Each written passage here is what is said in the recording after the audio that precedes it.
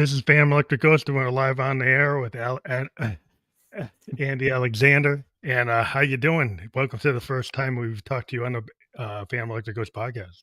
I'm doing really well. Thank you so much for having me. I'm excited to be here, doing my honestly first ever live interview. So I'm really excited.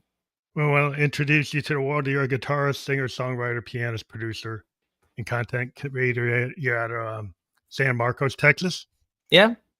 Yeah, and we're gonna you have your guitar there. You're gonna be able to play it for us a little bit. Oh yeah. Yeah, and we actually got your new single that we're gonna talk to you about. But before we get into the heart of everything you do, we ask any guest on the show a couple questions. What motivates you, and why do you do what you do?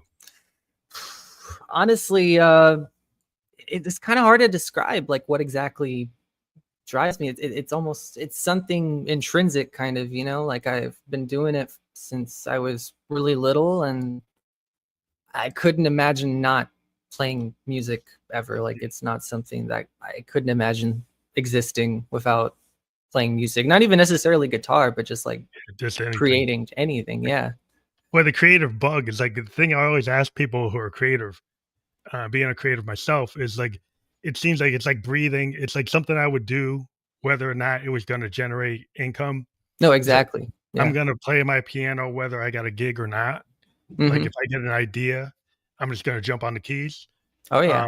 And it's just something that like we have a permission structure that maybe people that don't have it, because there's some people that look at creative people and they get like, well, how can they do that? It's because I think everybody's creative, but some people, they've kind of restricted their possibilities. And I think we have gotten to, as when you're a creative person, you have that, like your fingers, like you want to be on that fretboard, where you want to be on the keys, or you want to be on that sax, or you want to be on the drums.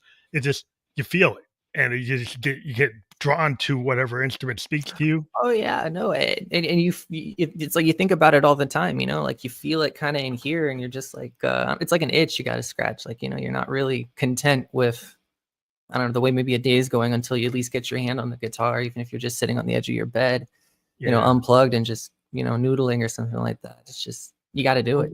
What made you want to get into music? Was it something that your parents kind of nurtured you toward music, or is it something you found? Well, my mom got me started with piano lessons when I was real little. I was 5 years old, and she started taking me to piano lessons, and all the classical stuff, Mm-hmm. And my dad, he plays guitar. I mean, not so much anymore, but he used to play acoustic guitar, and just when I was really small, just sing me songs, strum on the guitar. And Brett always try to, like, when he wasn't home or something, like pick up his guitar and just like mess with it. I didn't know what I was doing. I was like 2 or 3, but like, I'd always try to mess with it. I'd always want to like touch it or like play with the strings or something. And he got me my first acoustic when I was 7 for Christmas. Didn't touch it for quite a while, kind of like I just messed with it, but nothing serious really. Didn't actually try to learn, but yeah, I kept doing piano. And I worked with a wonderful teacher named Dr. Karen Munson. Mm-hmm. She passed on a number of years ago, but she was incredible lady, brilliant teacher. And she got me into all the, piano recitals, competitions in the area and everything. And, I mean, I never won, but no, right. It's just, I think a piano and guitar are both great writing instruments. Oh yeah. 200%. And so when did you start to like go from playing, known compositions to thinking like, I could actually write my own composition? When did that start to kick in? Well, it's actually kind of interesting. It happened when I was 16, and I was just, doing I started messing around with GarageBand, just recording covers of songs I liked. Like I did a couple of songs by the Runaways. I was doing some Bruce Springsteen, stuff like that. And one day I kind of just like sat down. I had my laptop, and I was like, all right, what am I going to do today? And I was like, man, why don't I just write something? Like there's nothing telling me like I can't do it. Like literally, like, why don't I just write something? It's an epiphany in your head when you realize like I was sitting there trying to play the Clash back in the 70s. I'm trying to play Joy Division because I'm like watching MTV. Like that was a big thing, and it was like, wow. And then I go to like some guitar center. I'm like, I found like I found a Moog I could get. It was Oh sitting yeah. around before they went crazy on prices. You could find them sitting around, and people weren't charging a lot for them. So I was like, hey, maybe I can copy what I see on MTV with Joy Division and see what like, and all these bands you can see these bands showing up, and they're like, hey, I want to be like a band.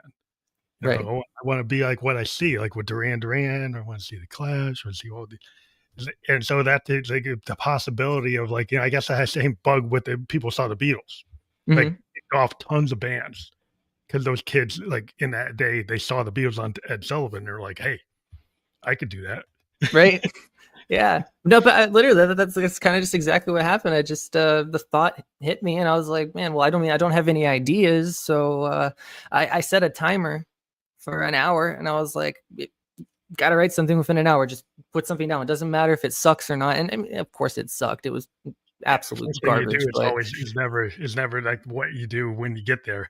no, yeah, no, but I mean, it got the ball rolling. So the next day, the day after that, kind of like every day, I just start like, oh, let me try this idea. Let me just hit record and play, and like just I was a terrible singer, so I hadn't sung at all before, really, like But I was like, well, someone's got to do it. I don't know any singers. Yeah, well, that's the singer-songwriter motif. It's kinda like the Dylan thing. Yeah. Dylan, gave the permission structure to say, "Hey, if you got an idea," actually, if you're the singer and you're the writer, singer-songwriter, that in itself, even though you might not be like Marvin Gaye, you might not be Frank Sinatra, it might be like the Tin Pan Alley had this idea you had to be this perfect singer. Dylan kinda blew that out, Right. where, like, if you have the heart and you have something to say, that can actually be cool, you know? Yeah, Dolly Parton said something. I'm gonna butcher the quote, but it was like, all you need is 3 chords and a truth, something like that, right? Yeah, because Yeah. the honesty of it can actually come through, the vulnerability and the honesty. That was kinda like the punk aesthetic, like, with the Ramones and the Clash, like Joe Strummer. He could get out there, and because he felt that heart of what he was trying to say, it's like, doesn't have to be perfect pitch to actually have a lot to say, and he can actually get out there, and so Oh yeah. it's just a matter of, like, giving yourself that permission. Say, yeah, it's like, don't worry what anybody says. Just keep on doing it, and over time, like your 10,000 hours, you're gonna get good at finding your voice the way what you can do. No, exactly. So Absolutely. maybe just because you have the guitar there, maybe you can kinda show us a couple, like, maybe sketches of some of your songs, like, without all the intricate parts, but maybe some of your riffs. Yeah, sure. Well, let's see. So one I wrote in 2020, during lockdown, bit of a dark time, real depressed, not a whole lot going on, but it was a song called Leviathan, and it really didn't take a whole lot of time to write. It kind of just happened, really, and ended up not doing anything with it for about 3 years until summer of 2023 when we went into the studio and recorded it. But it's I don't know. It's kind of weird. Like it's got a little bit of the way I always kind of described it. Like it has like an edge, but it doesn't take itself too seriously, like in the riff, Mhm. And it's kind of just like using those Hendrix chords, a whole lot of. Yeah. And then the riff itself is really simple. It's kind of like I don't know. I feel like I borrowed a bit from like the old big band swing stuff because I absolutely love that stuff. Like Louis Prima, Yeah. absolute favorite. But it's kind of just pedaling back and forth from like the root note.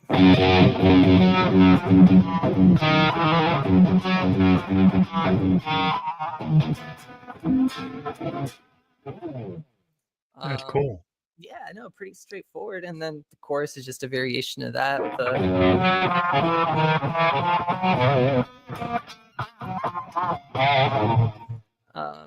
But yeah, no, I had the first chunk, and then I don't know. I was listening to a bunch of like Marty Friedman stuff, like his solo albums, Mhm. and I don't exactly know what the motivation was behind it, but I kind of just wanted to see where the Yeah, that song could vibe. go. Like, Yeah. Yeah, well, Us everybody gets a vibe, like, every musician, like, you have your influences, and, like, sometimes when I'm playing, like, fusion jazz or experimental electronic music, I might pull out, like, a show tune.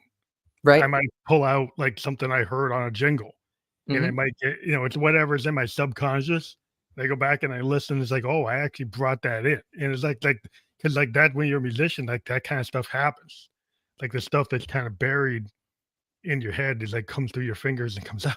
Right, no, absolutely, absolutely, and I mean, I just happened to be working on just random arpeggio stuff at the time, like, I found some book, like, arpeggios or whatever, so, I kinda just tried to figure out, "Okay, how do I modulate from G flat to E flat?" And then just, that's where that whole kinda bit That's comes awesome. in, and then we're in the key of E, so, I mean, like, vocals are out anyway, we can kinda just have some free time with the guitar, so I just came up with some more riffs in the key of E flat, I guess, and, Well, extra yeah. long solo, real indulgent, real, self-absorbent, but it's fun. So when you write a song, do you kinda come up with a riff or like, I've talked to tons of songwriters, and it's like, well, sometimes different parts come to you and it serves whatever the song is. Like, you actually might have like, the solo might come to you before the riff, might come to you Yeah. before, like, the whole story. Like, every song comes in a different way, or do you have, like, a standard thing that happens for you? No, no, definitely not a standard thing, but that's the word though, it like, it comes to you, so, like, for me, like, I never feel like I make something happen, like, like, I don't know, like, I have some kinda agency in this, I feel more like Your it's muse is like about you're calling something's coming from. yeah, you have to open up, like, your essence, your being, and just be Yeah, receptive, it's kinda very like Hendrixen. yeah, I don't know, but, Well, Hendrix, like, Hendrix had this gig with the Isley Brothers when he was a side guy, mhm. and it's famous that he actually went in the middle of doing one of their songs and did, like, like, his own song, and they asked him, like, "What are you doing?" And he said, "The universe gave me this, and I had to put it down." So, in the middle of the recording session, like, he went and pulled something that was, like, very Hendrixian, had nothing to do with, like, the Isley Brothers song he was working on, Right. but he's like, he had this, like, "Well, I gotta get it on tape." Yeah, So no, exactly, exactly. But yeah, no, I mean, like, for me, like, with guitar riffs, like, I never feel like I come up with anything. I kind of feel like this riff always existed, like, from the beginning of time, and I kinda and just called happen to it. be receptive, and You can I just channel saw it. it there, and Yeah, and you like get that like the muse, like the yeah, Victorian poets had the muse, and, like, I think all artists, I've talked to authors, I talked to actors, film directors, and they say, you kinda tuned in, and if you're tuned in, then things come to you, and you have your craft, right? You know how to play your guitar. You put your time in, you know your scales, you know your instrument. But it's that the act of the creation is the fact that this stuff that you're in tune to it and it can come to you and you can yeah. use it, you know? Yeah, that's kinda what, like, the whole technical technique aspect of playing an instrument, like, in my case, guitar, that's kinda like what it represents to me. It's not so much like an arms race or a competition, I know some people, they're into that, and that's super cool, like the real Yeah, technical, like, Stevie. polyphia type stuff out there, and that's awesome, that's really cool. That's something it means something to them, and a lot of people resonate with that. For me, I've always felt like it's more about you kind of just learn the techniques that you dig, but you kind of want to learn as much as you can so that when the universe is trying to, give you an idea and Yeah, speak to you, you can kind of like, wrap your fingers around it and you're not like, oh yeah. shit. It's like interesting. Like there's a story about Robbie Robertson actually took a Curtis Mayfield where people get ready, inverted it, and made it the weight. And like you can't even tell that those two songs are the same because one of them is like the soul song from the people get ready, Right. and the weight is like this Appalachian kind of country rock song. You wouldn't think they're the same at all, but it's an actually inverted like chord structure was the same. Oh It's like wow. he took a Harrison Mayfield song and kind of inverted it, and it shows how you like when you get to a certain level of mastery, you can take things and have them applied to other spaces. Right. You can take different genres, and like you're talking about, like you take something from the 20s, you take like a flapper type style and put it into a song. If you Yeah. wanted to, you can take any. You can take a fusion and put it into a rock song. You take reggae and throw it into a whatever. You can take anything, other form, and kind of mix it in. you know, in No, different exactly. creatives. Yeah, absolutely. So it's just the process of writing to me is always like it's the reason I love, you know, being a creative is like you don't know like what's gonna happen. And it's like Right. it's always like it seems to be like for me, it's always like flowing. I always get ideas. And it's weird. It's like oh, cause so I'm not gonna like jinx it, but it's like yeah, it's like it seems like when you're super creative, it seems to like come a lot. To Yeah. me, No, it seems exactly. to happen like all the time. It could be because you're having fun.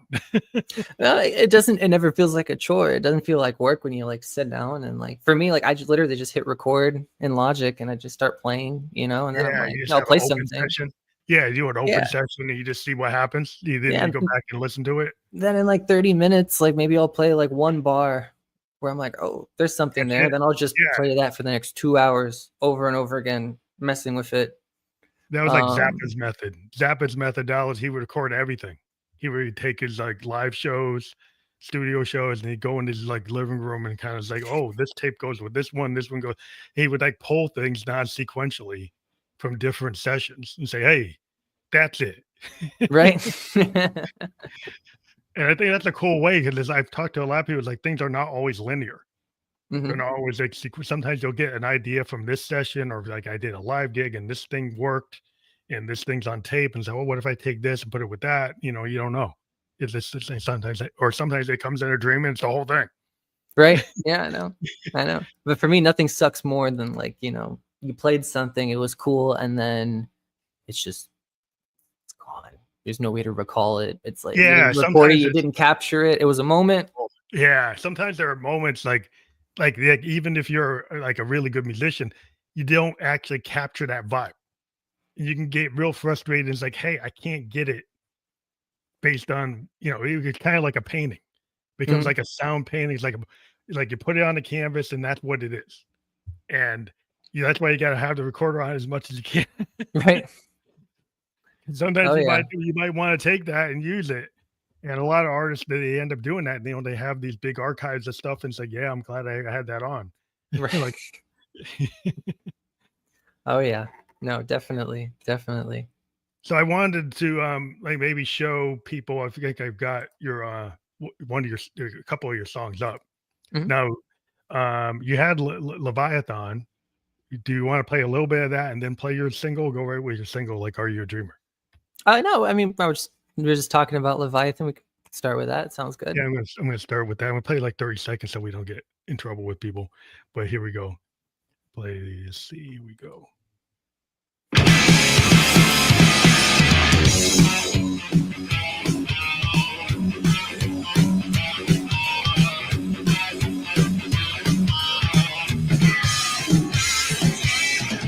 I've been sold out since don't know where to go. Lost is all it's ever been. Take a pill, drop a gap, pour it down the hatch. Well, now what's this? Well, that's new. I look around, confused it's true. Just another lost cause, yeah, that's a bitch. So that's pretty cool. It reminds me of a lot of, the stuff I used to watch on MTV back in the day when they actually had videos of bands. Right. They actually had bands like Guns N' Roses and Motley Crue playing. Right. God. Yeah, because now it's like, oh, it's like reality shows. It's like, I wanna see music. Yeah, Yeah, but I know. I know. Um, no, so that one do was you fun to find that you have a record. place to play these songs? Do you get to actually play these things in the world? Well, it's been tough recently. It's honestly kind of just hard to find bandmates, really. Like, Find drummers and bass players, it's hard to bass get. players are the hardest. Like I'm telling you, bass players, oh my God. Like Nobody trying to wants to be a bass no player one wants anymore. to I don't get it. Bass player is cool as shit. Like, They're the coolest dude. it's coolest well, like, in funk music, it's foundational, and, like, in jazz, Oh yeah. but maybe in rock, people have it kind of it's fallen off. People don't feel the need. I don't know. Whenever I'm in the studio, like the most fun I have is when I'm recording the bass. Like I don't know why, but like the just laying the bass down, like it's just you can do so much with so little. Yeah, but the And bass, like, I like my Moog bass, like, I love putting things down with my Moog bass because it's kind of, like, known as a bass synthesizer.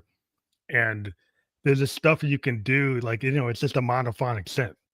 It Mhm. can't do the chords of my bigger synths, my big Roland Junos and stuff, Yeah. but it's kind of like a tool for the job, like a bass is like a certain vibe that you're getting for that, sonic layout of your song. It's like foundational to your rhythm section, right? Absolutely. And I mean, like, even what string you play it on, like, has such a major impact on, like, the entire, like, just, I don't know, the timbre, the feel, the everything of a section. It's like, do I play it on the low E string? Do I play the same note on the A string? It Mhm. completely changes it. There's so much you can do with it. It's such a cool Yeah, instrument. and then when you're playing with the drummer, like, locking in with the rhythm or being Oh, a that's little off everything. or being, like, a little more adventurous and being a little off rhythm and playing with what you can do. Because I was a big fan of, like, Entwistle from The Who. Hmm. 'Cause he was, like, known for, like, lead bass. He would actually play these bass lines that were like what a lot of rock bands would have as their lead guitar lines. Right. No, yeah, exactly. But that's the thing. Like, it's really hard to find bass players now. Like, really. I don't think I've done a show in about 3 years now, and I mean, it sucks, but Yeah. we keep playing, They you know? Oh, yeah, 'cause at least with the tech today, you could actually use Ableton or some or, have a backing track of a bass line and kinda play with a drum and a bass line and be a lead, like, Yeah. and I still mean, be able to kick off with the way the tech is now, you could oh no, have some backing tracks it's actually play. opened a lot of doors for sure, but I don't know, for me, like, if I feel like if I'm not doing it with a live band, Live like, for band, real, no it backing doesn't tracks, no whatever, like, I don't what's the point of being on stage? I don't know, like, I'll Yeah. just That is a thing, like, if you're in that mindset of, like, I like the 4-piece or the 5-piece, 3-piece bands, yeah. and then you have to kinda settle with today, if I get a gig, I might have to go with like a CDJ and playing lead guitar over a CDJ. I'm like, "Really? Is that what I gotta I do?" can't. I couldn't. I don't know. It's just if you want to hear it sound like on the record, just listen to the damn record. Like, you don't have to go Yeah, to the show. Like, you get a unique experience every night, every show you go to. There's always going to be some differences. Maybe you play the solo a bit different, maybe yeah. whatever, What do you but it's think a about unique fans' experience. expectations today? Do you think fans are and I grew up fans, we kinda knew if I went to see the Allman Brothers Mhm. that they're not gonna play it exactly like the record. Like, if I went to see Funkadelic, I knew they weren't playing it exactly like the record, and it was kinda cool, and I knew they weren't gonna play it like that, right? Do you feel like people have an expectation that's gonna be really like what they hear on hear, like, on their phone? They think it Well, should be exactly that? I mean, I don't know. I'm sure it depends, but I don't really think so. I feel like at the core of everyone's being, everyone really, when they go to a concert, they want to have a good time and they want to have a memorable experience, and and more importantly, they want to have a shared experience. They want to rock out or vibe out with you. You know what I mean? It's Mhm. kind of it's a communal experience. Music Yeah. is communal and social by nature, so I feel like people just want to be impacted in a way. They want to get moving, they want to feel something, so I don't think that people necessarily are gonna give you a bad Yelp review because maybe you fudged apart a little bit or changed it up a tiny bit. um but Yeah. yeah. But it's just like we're not living in the age of, like, the four-piece kind of rock-centered No. bands, and we've got a lot of these people that are set up with, like, with the backing tracks, and it just seems like people are being primed for that, and, it's cool when you actually have a band that still does it the old way, but it seems like it's far in between because we have so much hip hop and EDM influenced type of artist that or maybe dance acts that are more locked in to having exactly as they need for their choreography. Yeah. So it's like was not living in the age of like a Guns N' Roses and a Def Leppard and Iron Maiden and people going on stage with like these rock bands. It's like, yeah, I know it. Yeah, it's gonna sound like a little bit like the record, but we know they're gonna go off a little bit. Yeah. Well, I mean, I don't know. I mean, honestly, it might just be wishful thinking. Maybe that's just how I cope. I kind of hope that people just are still fundamentally just want to have a good time, but I feel like it's also more expensive to put on the whole actual live music show every night at all these places. You got to run sound, you got to mic up amps, you got to bring all Yeah. this equipment, backup equipment, Well, yeah, you guitar have to techs, have an roadies. econoline band. I mean, like a band has to have a band, right? A Yeah, DJ, he just has a case. right. Yeah, he can walk in with his like, his CDJ or his MPC and just hook up and he can just like jump on a plane with with a suitcase, right? He doesn't have to Yeah. have all the stuff that a band like when I go into New York, just my band is just me and I still had to have a van because Right. I'm just like a synth head and I have tons of synths and I have all these synths and I have amps and stuff and like, even though it was this one guy, I still had a van worth of equipment because I'm a keyboard, so I have tons of stuff. And so, and see these guys would come on stage with like just a CDJ, and then they're off with their little briefcase, and I got to have like my roadies with me, two Right. guys. Like, I can't just do a one person operation. No. So that like kind of like the economy of like, oh, that's the way it used to be, but now it's like they expect, oh, you can just jump on a plane with your suitcase and go to the gig. Like, no, I actually have to drive a van. Right. It's like, hey man, I got like 2 Marshall stacks. I got like a pedal board. I got like 4 Yeah. guitars I'm bringing with me. You I got a only want to sound play this check. one. Your Oh yeah. sound check. You got a sound check, Oh Yeah, yeah. it's a totally different place, but like more in terms of when you play like a song with piano, we're gonna play your single pretty soon. Um, do you actually like go between like the rock oriented and then the songs that are more like have keyboards or other types of you know bass? They're not based on just like a guitar focused sound, but incorporate guitar and piano and other things. Well, for the new one for Are You a Dreamer, that one, the first cut of the demo that I did in Logic didn't have guitar at all. It was just piano. I had a bass guitar on there, and it was just piano, bass, vocals.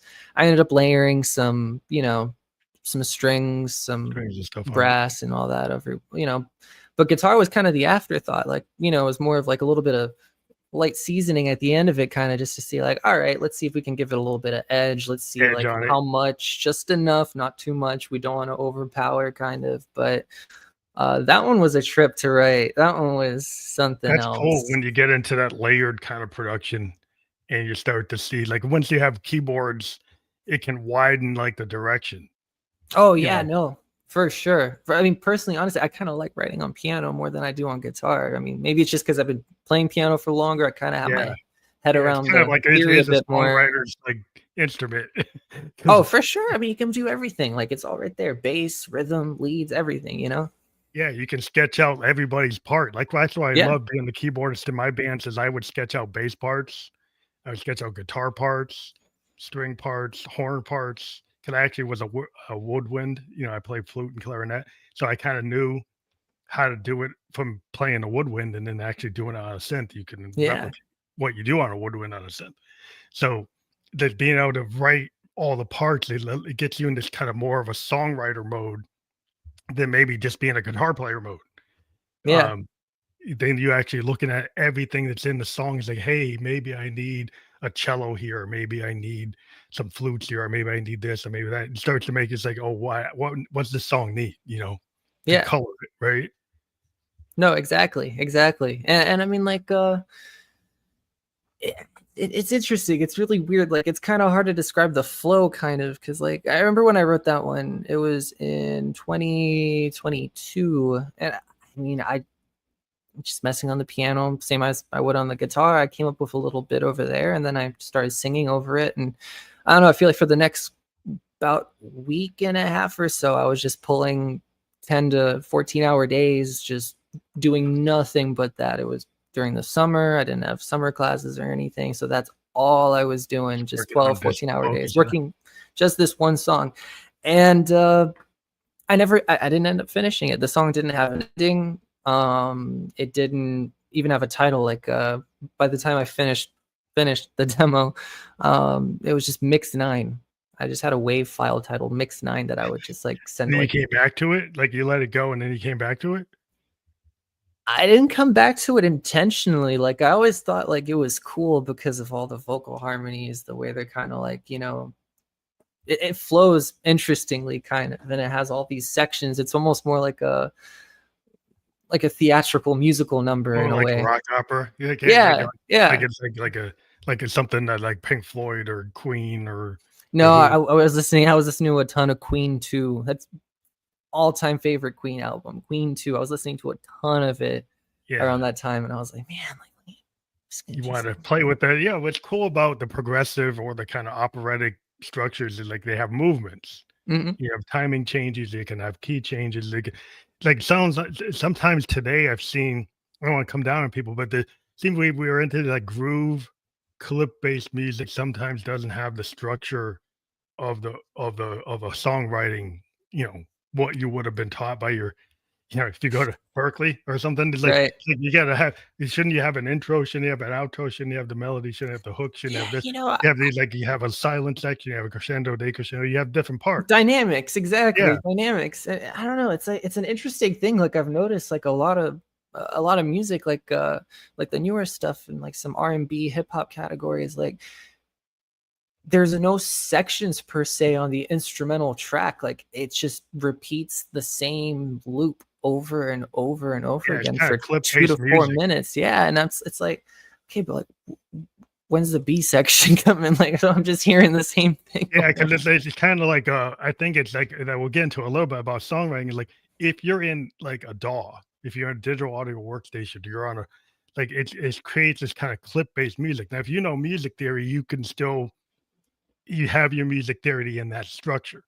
Mm-hmm. But if you're more of a kind of feel based or hip hop based or EDM based, you might just go with repeating things without having like the artistic intentions that older music might have had. Like you don't have the buildups. You don't do stuff that in classical music you would do, or in jazz you would do, or even just a Beatles song would do, like a Beatles structure, like Beatle chords and. Oh yeah, no, yeah. It's like where are the dynamics? Where's the build up? Where is it? But the thing is, like, you know, I don't think there's anything wrong with field based. Like, pretty much all the stuff I do is field based because, like, I don't know, like, I know music theory, I learned music theory, but it never came super intuitively to me. So, like, whenever I'm writing something or playing something or working on something, I'm not thinking music theory, even if I'm coming up with a part or trying to figure out how to go from one part to another. I'm just playing something and I'm like, oh, that feels and sounds good. Well, you know, feels, like the feel. Well, feel is everything. It's like art, like in fusion jazz, like modal jazz. Sometimes you just have a sketch, right? And you'll go off, and you might get discordant. And you might come back. You might go off and come back, and you have these buildups. But it's like it's not always highly structured. It could go every time you do that song. You might do it a different way. Yeah, you have like core parts you go to, but you can always expand or not contract or whatever you want. Yeah, you can have those themes you go back to. Yeah, exactly. But I mean, honestly, I don't remember some of the chords I played in this song because it's been so long. And we ended up using the piano part from the demo in the studio. That was another thing that was really cool about this one. When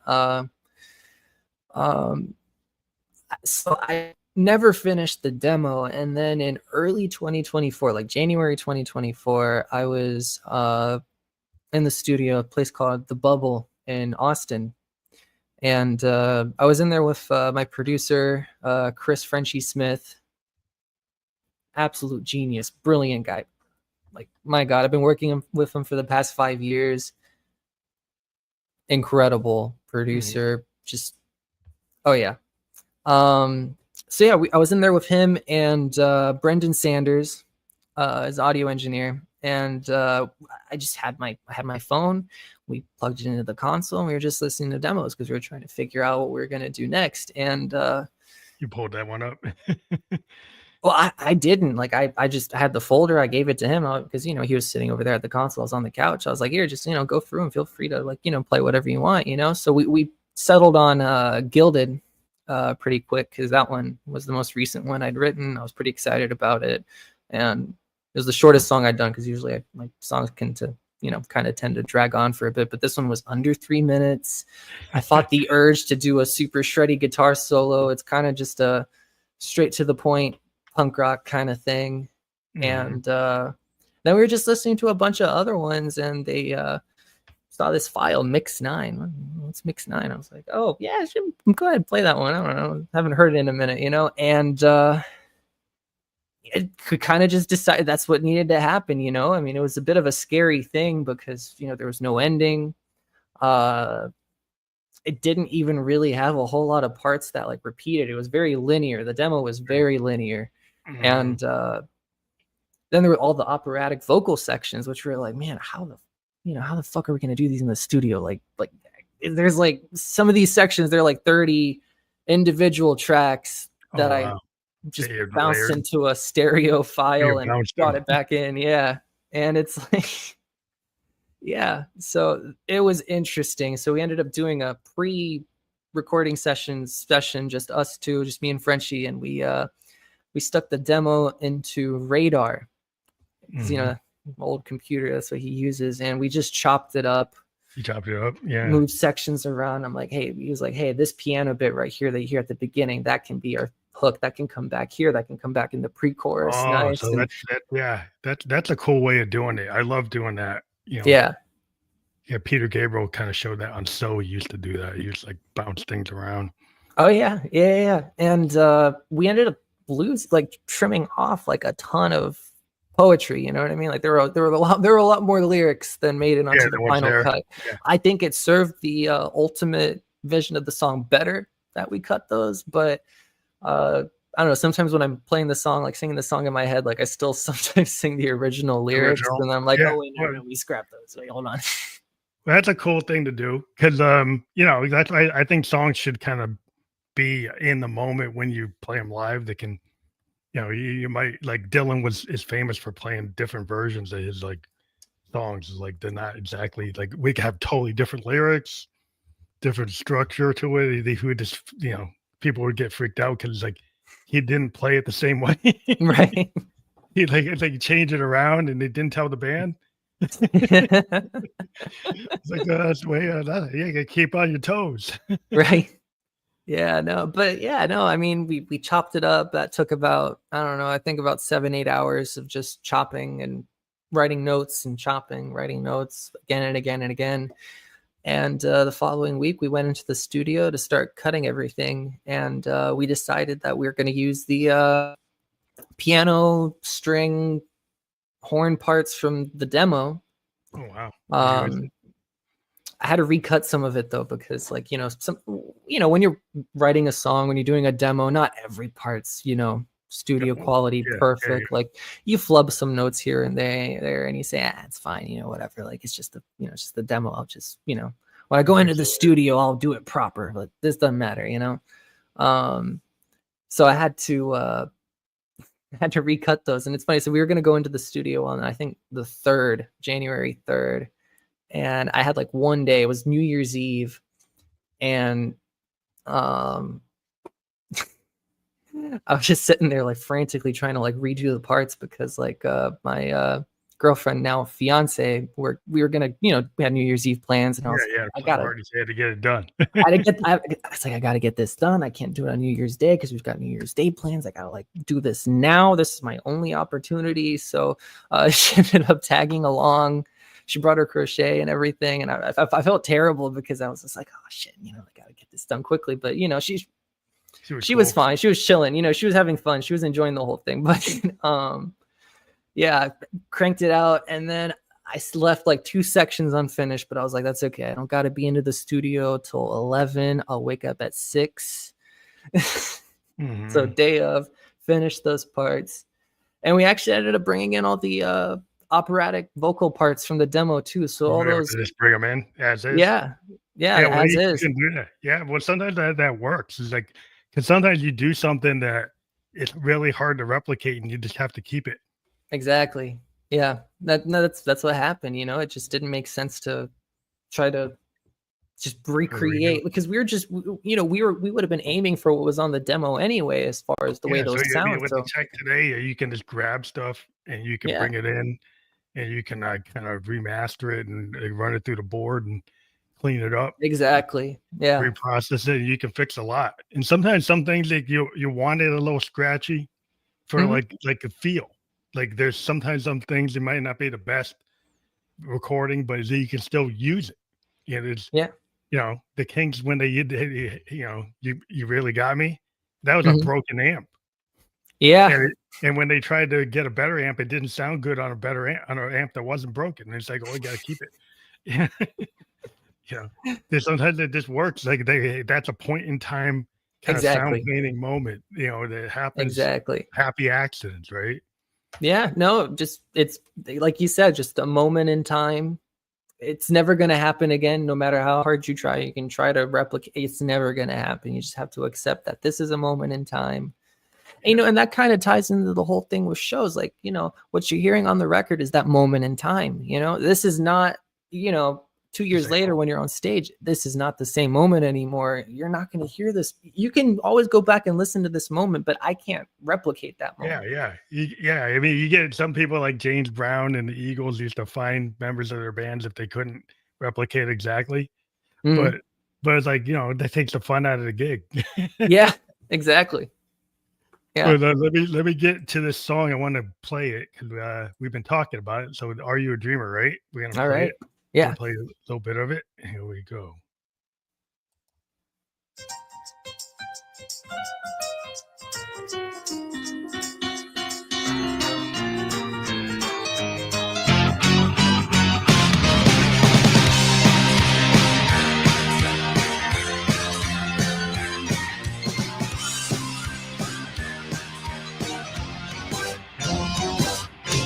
Do you need someone that you can be? A brand new personality, a little change in your life that you need, meaningless as can be. Tell me now, who's the one? Yeah, I'm the one who can heal all your sins.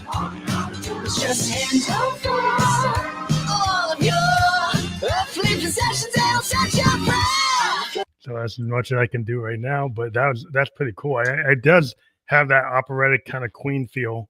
Mm-hmm. And I like the fact, that the build up and your voice comes in. And how did you like you said, like you weren't really confident of your voice when you first started? How did you build that up to be where you are singing there?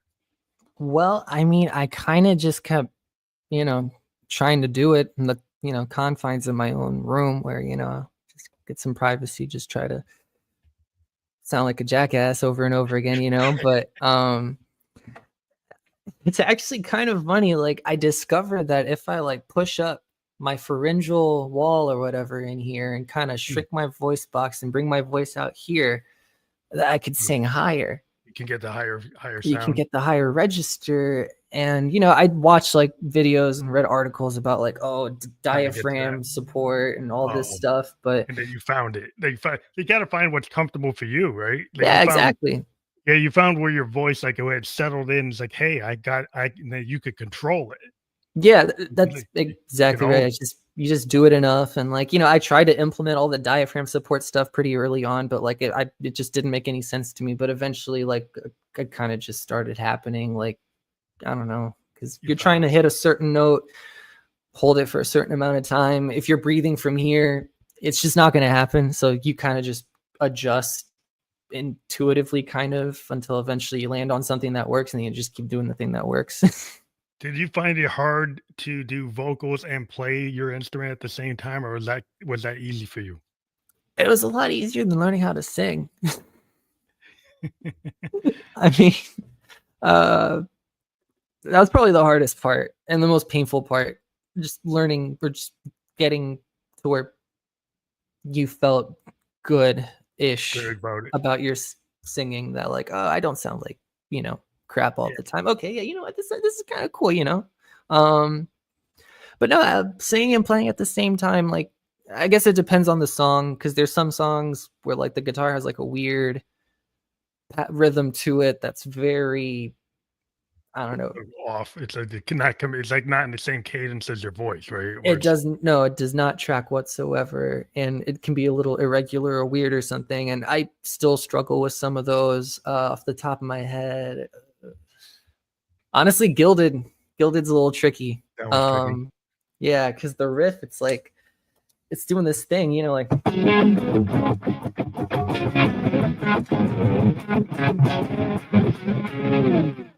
And your voice is kind of just like ba ba ba ba ba ba ba, completely disconnected from the rhythm. It becomes like a piano, like where you have to be able to get your treble and bass hands. Yeah, exactly. Yeah, Yeah, that's always the rub when I started, singing my stuff is, I'm doing these keyboard parts and they're treble and bass, and I might have another, working one versus another and doing totally different patterns, and then having to do the vocals. It's Yeah. like it took a while to even be able to like, oh, can I even do it?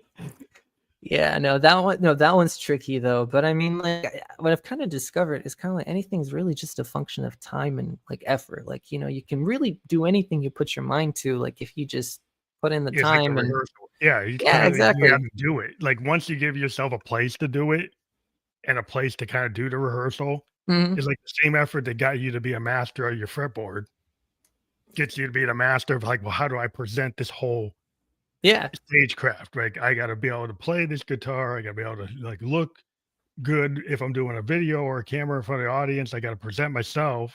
I got to Oh, sing the song. I got to be able to oh, be able to be yeah. in time with the drummer and the bass player. I got to be able to put the whole thing together.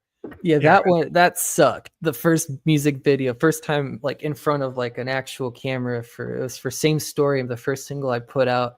well, God, that was hard. I got blitz, man. Like it's like he kept telling me it's just like you look like you're aware of a camera in the room. I'm like, no shit, it's right there. Right in front of you. So the guy who owned the place had a bottle of Jack Daniels and he was just like, hey, you want some of this? And I was just like, yeah. So Kind it of worked got out, but my God, it's gotten yeah. better since. Now I have fun with Right. it, but It's hard to like get that. Well, yeah, be in front of a real audience and then be in front of like a director and trying to do a video is a whole different effort. It could be a lot of work because you could yeah, be it's like it's spending it's like 8 hours to get like 4 minutes. I know, man. Oh God. Oh God. I know, and it's just a lot more stressful because like when you're playing in front of a real audience, like you're getting real time feedback. Like if you suck and you're totally blowing it, like You they're know, kind of just gonna be ignoring you and going over to the bar. But like if you're doing good, you're gonna get feedback that represents the fact that you're crushing it, and kind of just snowballs from there. The energy just builds yeah, and you're getting builds. kind of feedback, back and forth. The crowd's feeding you, and you instant, if you're killing it like a comedian. Yeah, exactly. You know it. Like you're like, oh, I'm bombing. I can tell. I know. But yeah, it's like it's hard to know. Like the director isn't really giving you a good feedback loop. Like, well, how do I know that this is better than that one, or this Right. is what the heck do I know? No, it can be tricky. It can be tricky. I mean, like, and I was working with a fantastic videographer, this guy named Eric Hunter, and he's great, like really, really good. It's just, I mean, it was really just me. Like, I just hadn't done it before, and I was Yeah, just, you oh got to God. get comfortable. Like Yeah, anytime you get to another stage of your, like if compared to like if you're in a club, 300 people or something, or 100 people versus you get on a festival stage, yeah. totally different like vibes. It's like we're like you might be cool at the 300, are you good with the 10,000? Oh yeah. So, did you have like with your music, are you working toward like EPs or albums, or are you just putting out singles?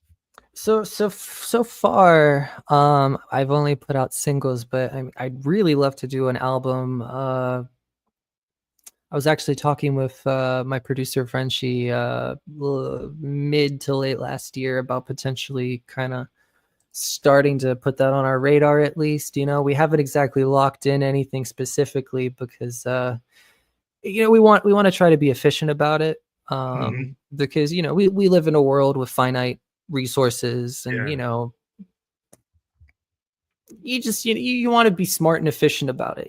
So what our goal is to kind of just be able to go in there, knock out like all the drum parts in like 2 days, go back in guitars, everything. Or we're thinking of doing guitars and drums at the same time because you get a different feel when you're both in the room, sounds yeah. moving, and you're Every kind of more like pushing and pulling with the drummer a little bit.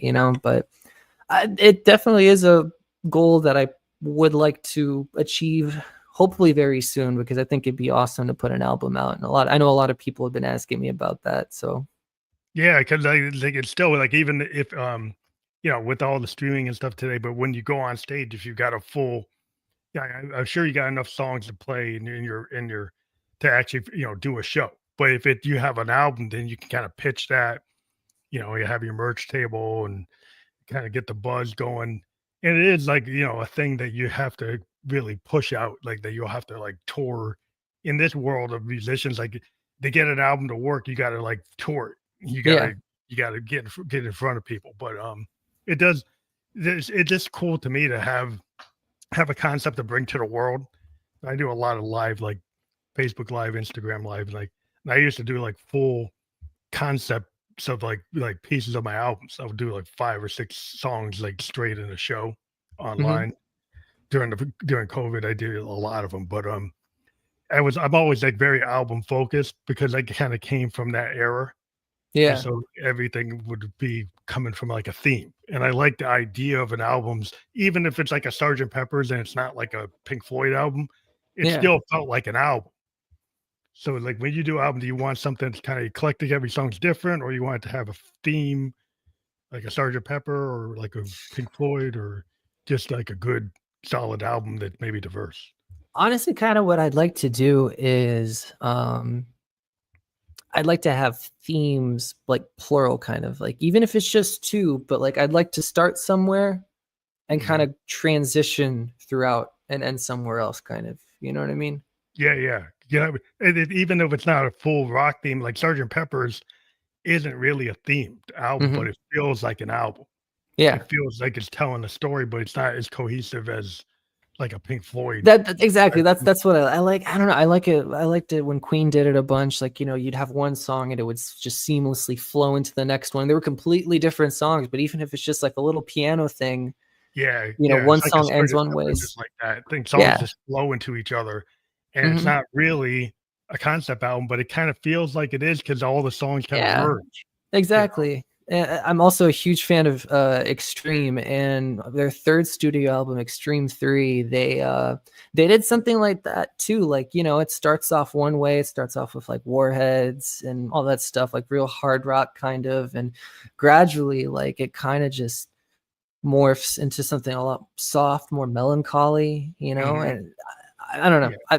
I love it when people do that. Yeah, that's what I like about albums, because sometimes you can have that kind of building up and building down, you can have these moments of like quiet or kind of, a different take on something. Something could be a ballad, somebody else kind of some real punk attack, real heavy attack, come in like a Zeppelin bottom kicking it, or did something more, dynamic, like a Kashmir.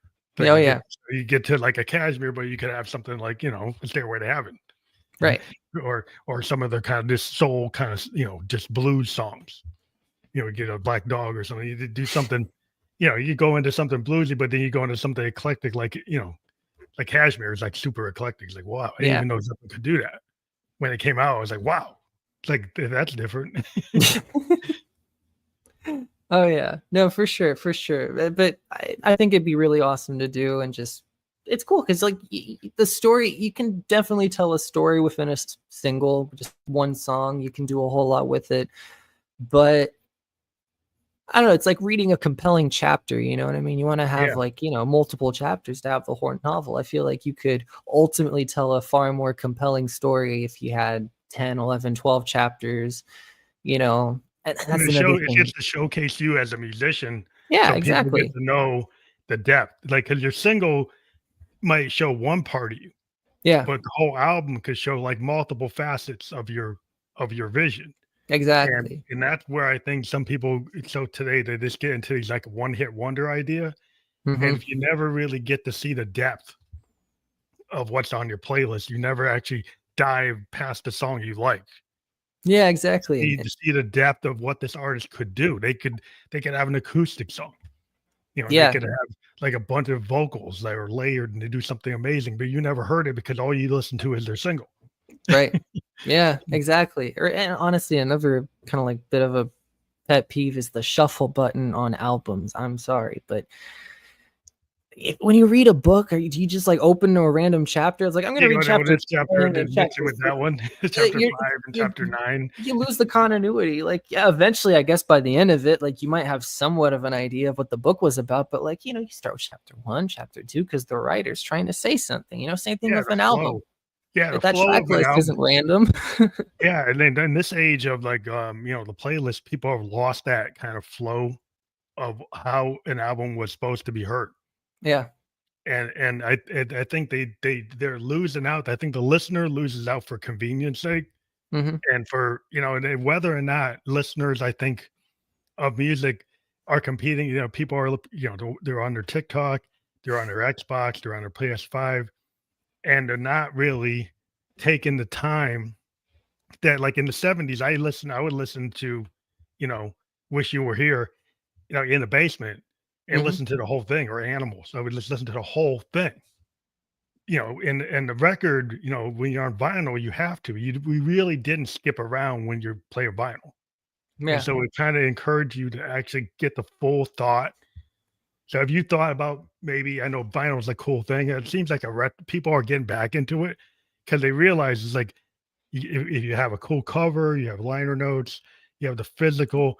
I think it gets you to connect with the artist more if you get the vinyl Oh, versus just listening on absolutely. the phone. Yeah. Yeah. Personally, I'm also a big fan of CDs. Like, I have a huge CD collection. Yeah, it's the Just same idea. You still have a yeah. physical. But like, I don't know. I've always had a policy, kind of like, if whenever I get an album, I buy a CD, I buy a vinyl or a tape, or even if I listen to it like on Spotify or whatever, I'm gonna listen to it in order. You turn off the shuffle button because, like, I want to hear what the artist or the band had to say. Like, there's intent behind that track list. I want to hear what they had to say. I don't want to miss out on that, and I don't want them to, not get their message across. After that, like, yeah, sure, like, I want to listen to this specific song because I have it stuck in my Yeah, head. after first listen. Yeah, I Yeah. think it is like there is this kind of listening etiquette people have lost because the technology allows you to skip around so Hmm. easily compared to, like, the record skipping around. You didn't usually want to do it. You don't want to damage your vinyl. You usually would just put it on because you risk like messing your record up. Yeah. So you wouldn't do it. No, and exactly. Yeah. now they say, oh, there's no issue with wrecking my media, so I can do it for convenience sake, but it's not actually doing yourself a favor, I think, as a listener, because I think you're, like you said, you're losing the plot. Yeah. You're losing like the whole intention. And No, for sure. yeah, so it's like to take the time to like support artists. Like I always say, is like, if you like somebody, like them everywhere they are, go on their YouTube, go on their Twitter, go on their TikTok, buy their record, tell friends about their record, go to their shows, buy their t-shirts, buy their merch. Like, that's the kind of like fans, like be in their fan club, get their newsletter. Like Yeah. that's kind of like what a rock fan used to do. I don't know if people realize like you have to support the art if you love the art. I know, it's one of those things. It's like, I mean, like, I love doing this, but like, you want more of it. Like, Yeah, well, I think the problem is I saw the Napster thing happen, right? mhm. I saw it. I was in the era where I used to go to Strawberries and buy the CDs and buy the tapes and buy all that, and then the Napster come, and iTunes comes and Spotify comes, and at the end of the day, it's always the same kind of lesson. The artist doesn't get the money. Yep. Yep. It's very universal truth.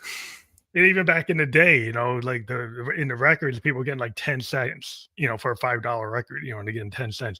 So I mean, they were always getting kind of ripped, but now they're getting ripped even more. Um, and so there's like people, it's really important if an artist does have merch, they have t-shirts, if they have buttons, if they have posters, if you can get the record directly from them, it's always good to support that. For sure. For sure. I mean, like, streaming doesn't pay. You don't get Yeah. anything from Spotify It's or like the anything. radio. Yeah, exactly. It's just like a promotional thing, and if you can get enough people to be aware of you, then maybe they'll buy your merch or they'll come to your show, and Yeah. that's where there's an opportunity. Because if you can get a physical show and then people find out about you because of the streaming, that's cool, but, like, you do have to support the artist, and Yeah. people have Patreons, people have all kinds of things. I am a big fan of, like, if you get into liking somebody's music, you need to kind of go whole hog and support your indie artist. Yeah, exactly. I mean, That's a kind of marching orders for the audience. you heard him. Like your mission today is to support the music. Like if you like Andy and like Alexander, you know, like go and find him everywhere and tell your friends and tell more friends. You know, that's the key. That's the key. Because like if you love it, then they show it like you love it. You know, Yeah. you know. And it means more than anything in the world, really, just to have people digging on the same stuff that you're digging on. So Yeah, it's super cool, and I'm a really like what if you get that new album, if you get that album together, you know, you're welcome to come back here. You know, check our calendar out. We love to have ours come back, especially for like premieres of new material, new projects. If you find that you get on a tour, let us know, and we'll shoot it out to our people. Like if you're doing stuff, but yeah, we like to support artists, and I want to thank you for being on the Family Like the Ghost podcast. It's been really cool. thank you so much. I've had a phenomenal time. But thank you. You can support music or independent music. Check out Andy's music on Spotify. We got the link there. It's fully clickable. You don't have to remember all that. You'll be able to click it within the podcast description. We've been on Facebook, LinkedIn, and YouTube. We will be on multiple platforms by tomorrow. We'll be on Spotify Video Podcast, Apple Podcast, iHeartRadio, Amazon, and check it out. Thank you.